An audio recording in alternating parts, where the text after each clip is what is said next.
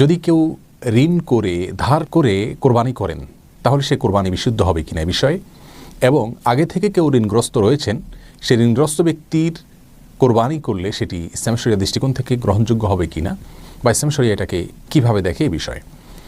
এ দুটি মাসআলার প্রথমটির উত্তর হলো, কেউ চাইলে ধার করে ঋণ করে কোরবানি করতে পারেন যদি তিনি পরবর্তীতে এই ঋণ পরিশোধ করার সদুদ্দেশ্য তার থাকে, ব্যবস্থা তার থাকে, তাহলে তিনি ঋণ করে কোরবানি করতে পারেন। জাগতিক যে কোনো কাজ যেরকম আমরা ঋণ করে লোন করে করতে পারি, রাসূল করিম সাল্লাল্লাহু আলাইহি ওয়াসাল্লামের জীবনেও তিনি লোন করেছেন, ঋণ করেছেন, সাহাবা ইকরাম অনেকে লোন করেছেন।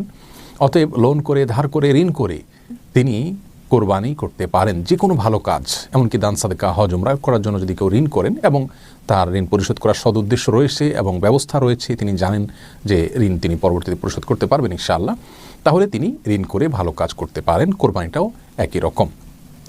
তবে ঋণ করে কোরবানি